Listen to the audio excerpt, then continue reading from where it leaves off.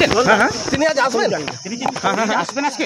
আর further কোনো কথা বলবো না একটা বিষয় সেটা হচ্ছে সাংবাদিকদের সঙ্গে কথা বলতে আমি আসিনি, আমি অন্য কাজে এসেছি। আমি বলছি আপনি তো এলেন, পুলিশকে আমি ইনফর্ম করলেন, গেলাম সাংবাদিকের সঙ্গে আমার বক্তব্য একটাই, অনুব্রত মণ্ডল তিনি তার বিরুদ্ধে মামলা হয়েছে, পুলিশের নোটিশ গেছে এবং তার পরবর্তীকালে আপনারা কি জানালেন পুলিশকে? আপনি শুধু এইটুকু বলে দিন দাদা যে অসুস্থ, তিনি কি আসবেন না আসবেন না?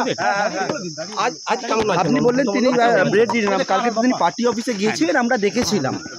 মানে সেই বিষয়টা মানে কি হয়েছে হঠাৎ করে, কি যা বলার বলে দিচ্ছি, আর বলবো না। মানে তিনি কি হঠাৎ করে অসুস্থ হয়েছেন? এখন কি বেড রেস্টে আছেন? বাড়িতে আছেন, বিছানায় আছেন, শুয়ে আছেন, অসুস্থ। তাহলে তিনি আজ আসতে পারছেন না? গগনবাবু, অনুপাতবাবু আজ আসতে পারছেন না? এরপর আমি আর একটা কথাও বলবো না। বারবার বাংলা বোঝেন কি বোঝেন না?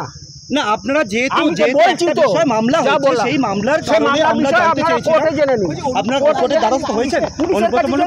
পুলিশের কাছে জেনে নিন।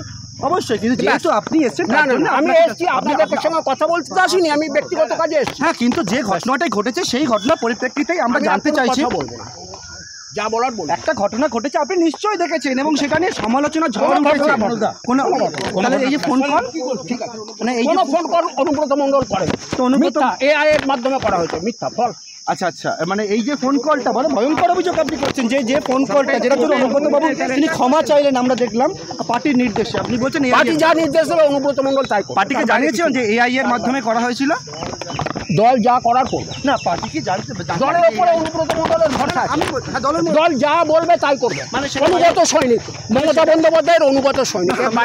আমার বক্তব্য এআই এর মাধ্যমে করা হয়েছে, আপনি মারাত্মক অভিযোগ করলেন, তাহলে সেটা কি দলকে জানাননি? মানে এআই এর জন্য ক্ষমা চাইতে হলো? দল যা তদন্ত করার করবে। না, আমি বলছি এআই এর জন্য অনুব্রত মণ্ডল ক্ষমা চাইতে হলো? দল যা নির্দেশ দেবে তাই করবে। মানে দল বলেছে, যা বলেছে করেছে। দল ক্ষমা চাইতে বলেছে বলে ক্ষমা চেয়েছে, মানে সেটা এআই এর জন্য হলো যা হোক, যা দল বলবে তার বাইরে করবে না।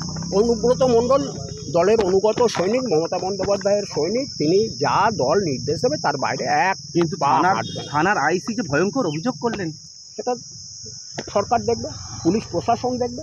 মানে এই অভিযোগ ভয়ঙ্কর হয়ে গেল, কি মনে হচ্ছে এই রেকর্ডিংটা লিক হয়ে গেল? এটাতে বিজেপি যুক্ত থাকতে পারে, দলের একাংশ যুক্ত থাকতে পারে, কে যুক্ত আছে এটা তো তদন্ত না হলে বলা যাবে না। আমার প্রশ্ন হচ্ছে, আদালতে অনুব্রত মণ্ডল হয়েছেন? না, হবে না।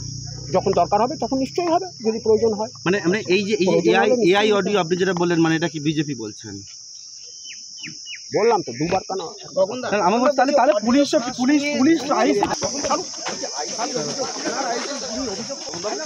না, আমি বলছি থানার আইসি অভিযোগ করছে, আপনি বলছেন এআই, অনুব্রত বললে এখন যদি অস্বীকার করেন, তাহলে অনুব্রত মণ্ডল আজ আসতে পারছেন না গগনবাবু? এদের কাটছেন ভিতরে ঢুকে